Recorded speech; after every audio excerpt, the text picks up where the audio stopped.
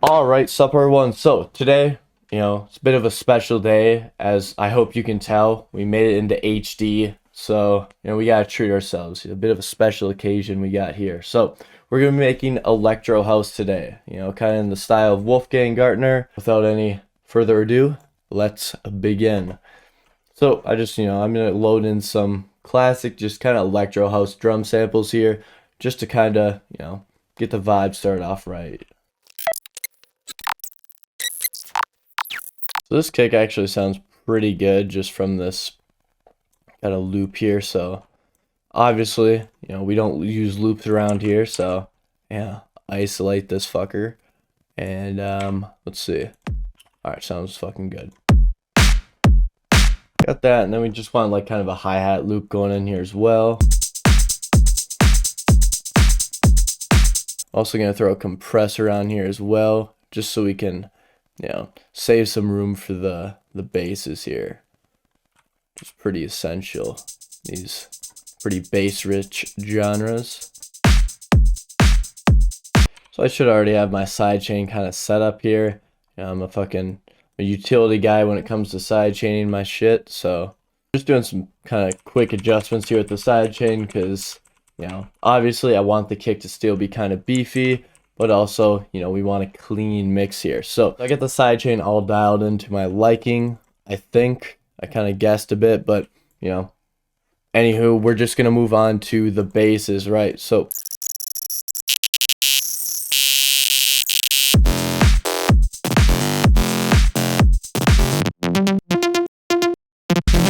extend this out a bit more. Kind of want to do a bit more work on this bass line. Actually, just before I continue.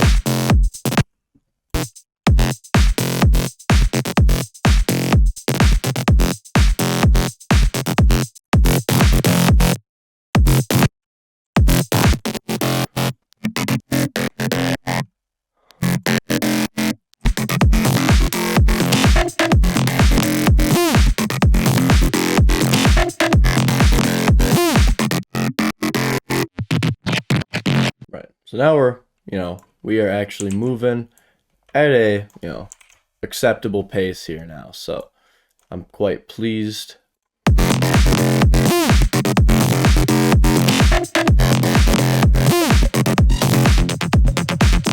Obviously there is no sub here, so we are going to correct that.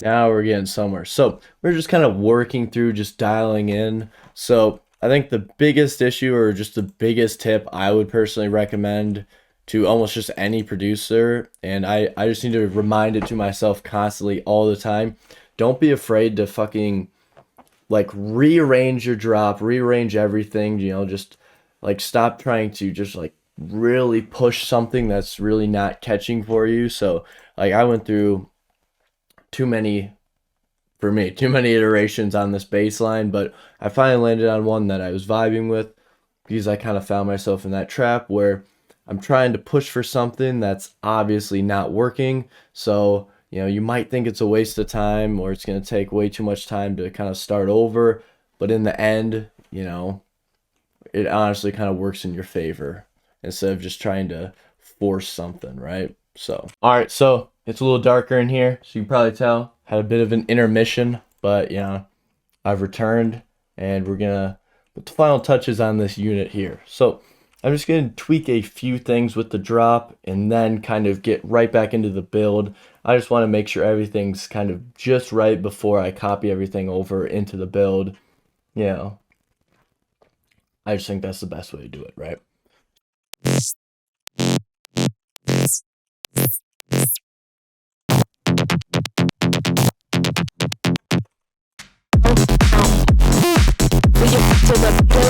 Also going to put a lot more attention up here in kind of the kick snare category here, because it's been a little bit neglected, I can't lie. So that would be useful to put a bit more energy up here, since I already kind of got a lot of like the bass shit taken care of. So now, as I said earlier, I can kind of reference what I'm doing down below with the basses to kind of apply to kind of mixing and dialing in the drums, right? Because at least in my opinion, I don't want to spend time, really mixing like hard or really getting into the drums until I actually finish the bass shit, so I have a reference to what I'm mixing with, and maybe it's just an excuse to do shit with the basses, because I like bass. Fuck yeah.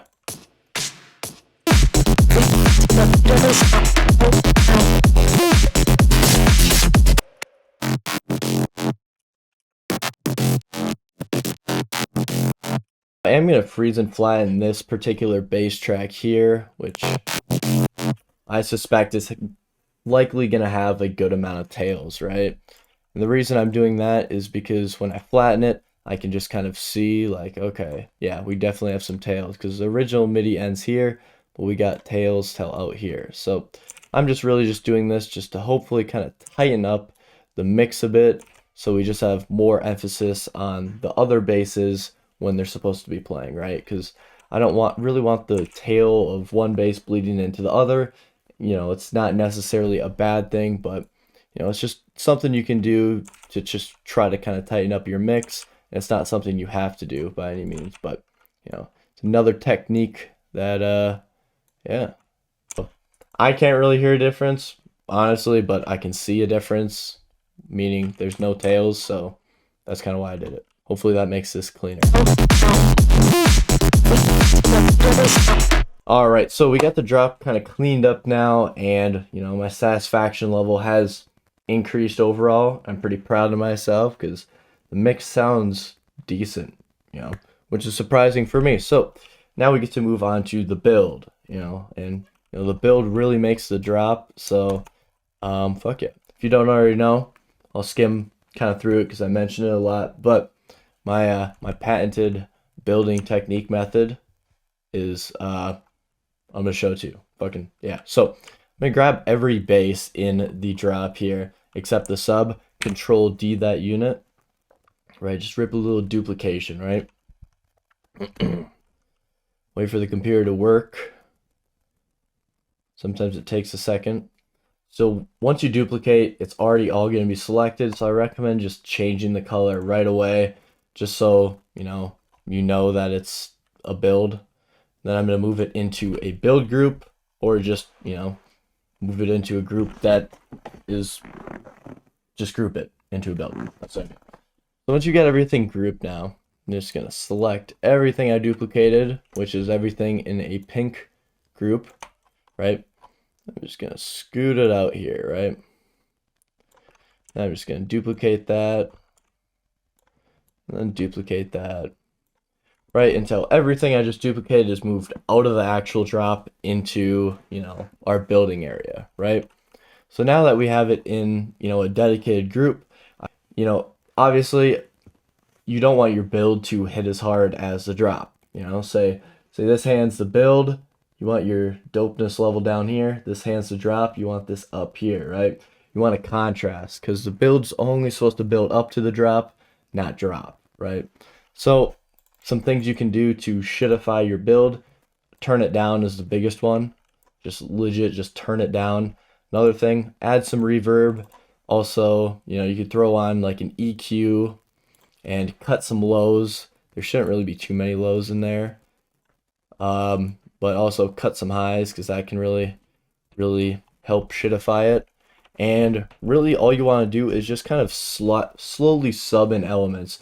You want the perfect amount of T's, if you will. You don't want to give away everything, but you also want some predictability in there, right? So I'm just going to kind of come through and just... All right, and I already kind of had a riser and like a cheesy little snare build kind of put in place here. So now, just for like demo's sake, I didn't even hear this yet, but I'm gonna trust myself to hope this kind of sounds well and just kind of gives you the message, right?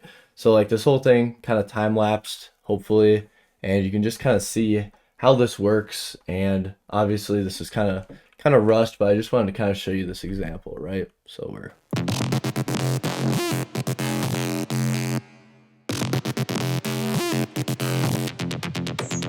go down.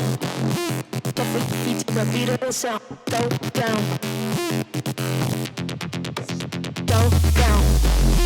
Don't beat to the beat of the sound, go down. Go down. Don't beat to the beat of the sound, go down. Go down. Beat to the beat of the sound, go down. Alright, so hopefully that kind of illustrates the concept there. So obviously it's pretty rushed, but I hope you can kind of see that, you can go from drop to a build idea in like 30 seconds and, just selectively put in or take out elements as you please to adjust your level of tease. Little rhyme there is pretty nice. But yeah, anywho, that kind of wraps it up there. I hope you enjoyed. Definitely rip a sub, and any questions or concerns or dumb shit that I did, please let me know in the comments. And yeah, here is the result. Fuck yeah, dude. Let me vanish real quick. Go